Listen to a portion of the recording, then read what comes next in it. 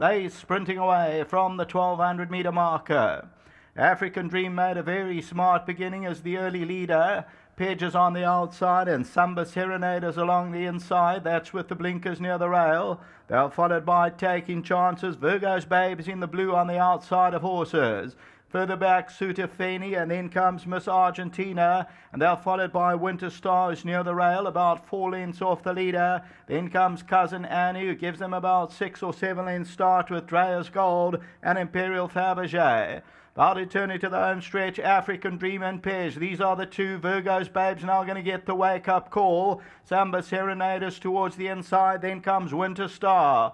400 to go, Pej. African Dream, Virgo's Babe. Down the inside, Winter Star. African Dream, Virgo's Babe's going to now throw out the challenge, and Pej is on the outside. African Dream is still the leader over the last 100 metres. Taking Chances, tries to run on, but still African Dream from Virgo's Babe. And African Dream is clinging to the lead and is going to win it. African Dream won it. Virgo's Babe or Taking Chances very close for second and third. And Pej ran into fourth position.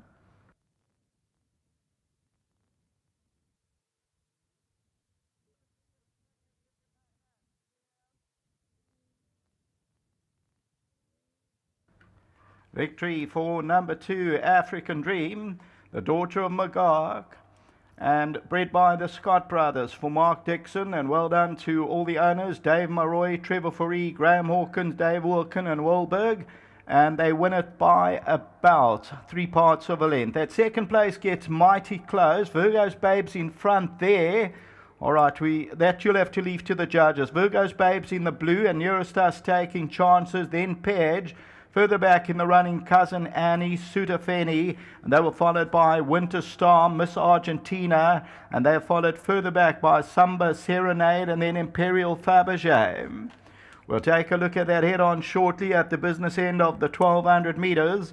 And African Dream, she was always prominent and she went in very quickly today, but unfortunately Winter Star took a while to load, but it all ends well for African Dream. She's now won 6 from 12 and she continues to find under Keegan de Mello. Virgo's Babe is with the blue on the right hand side, and Taking Chances is really coming on well. No extra from Pej, but number 2 African Dream ends up winning. It shows up at R6.80 a win and R2.10 the place. Number 3, that ended up the tote favourite, Pej, until the running of the 4th race. That starts off our pick 6. Back to the studio.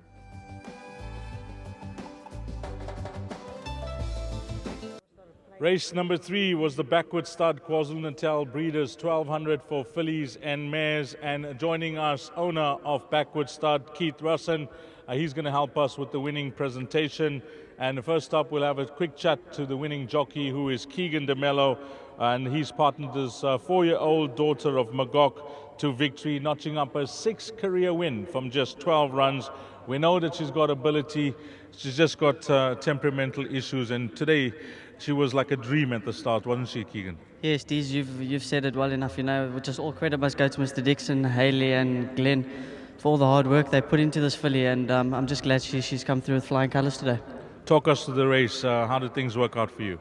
She bounced out pretty well today, you know, and I found myself in front for the first half, and me and Anton were cutting throats for must have been a furlong, you know. So I decided to just like ease back on my filly, and when I did that, and she came up to the straight, I asked her, and she quickened well.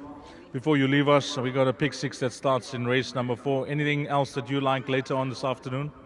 Look, it's competitive racing today. Fire the Rocket, he's in good form, but he's running against some hard-knocking horses, and no worries, he's very well today, and let's hope he can reproduce what he did last year. Nice ride here. Thank you very much. Just a big thank you to Mr. Dixon, Mr. Hawkins and all his partners. Thanks a lot. Well done to the winning jockey, Keegan de Mello. Next up, let's have the winning trainer, who is Mark Dixon, and he's done a great job with this filly throughout her career, considering that the problems that she's had, and he'll tell you it's a team effort. Keegan mentioned the horse whisperer, Glenn mentioned your wife Haley, and it's a plan come together, Mark. Yeah, no, it's great. I mean, the relief is amazing, just to put it mildly. You know, Glenn and Haley have put in so many hours with this horse, and she just proved, when we always knew she had the talent. You know, when this horse misbehaves at home, my missus gets the right ump. So it's not the nicest time, but she deserves all the credit. Both of them, they did all the work.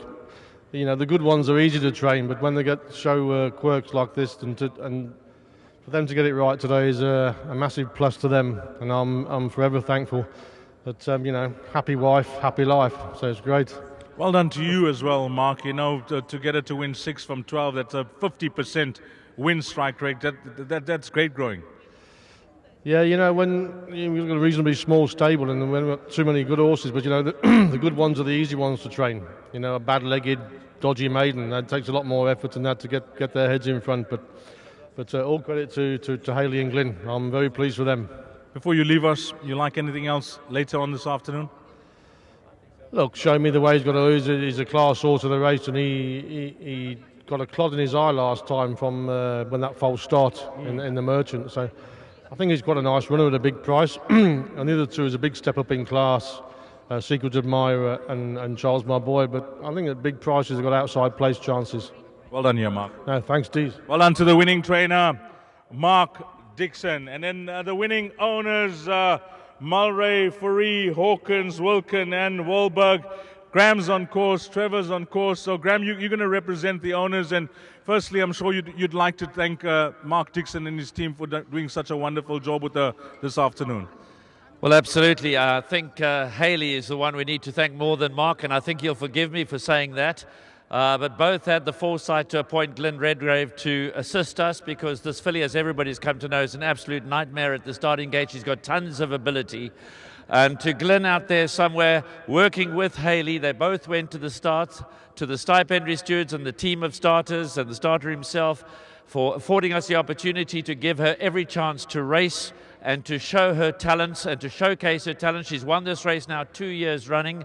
We obviously still hope to get some black type with her, because she's a very, very talented race filly and a very, very good-looking race filly. She'll do somebody proud one day as a broodmare. But to my partners, congratulations for persevering. It's been heart failure along the way. But I was confident today that if she went in, she would win. She does handle the turf and the polytrack equally well. She's been equally successful on both. To Scott Brothers for having bred this daughter of Magog.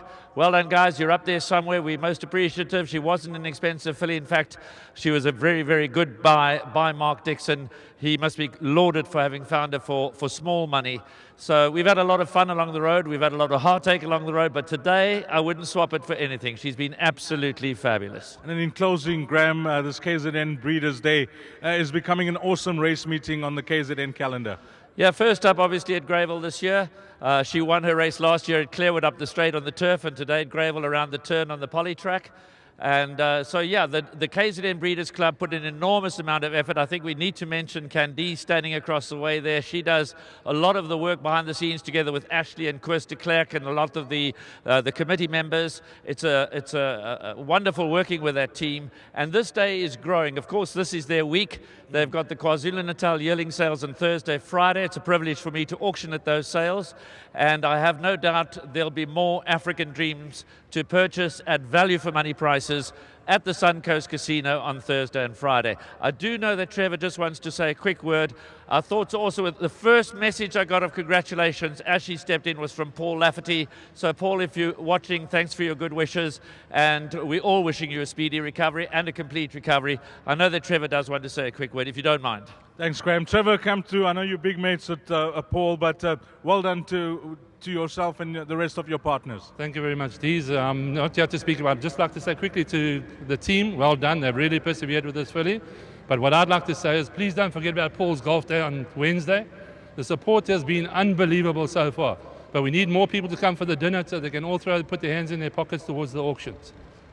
Well done, Trevor. Well done to Trevor Furey, Graham Hawkins, and all the other partners, the winning owners of African Dream.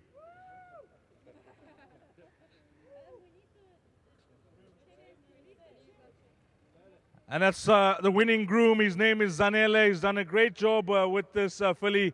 Well done to the winning groom, Zanele. And then Koos de Klerk to hand over that check for the winning owners from KZN Breeders. It's for 10,000 Rand. And well done to the winning owners here. a stake of 10,000 Rand, second place 5,000, third place 5,000, and fourth place 5,000 Rand. But the backward start KwaZulu-Natal breeders, over 1,200 for fillies and mares, belongs to number 2, African Dream. Well done to all the winning connections.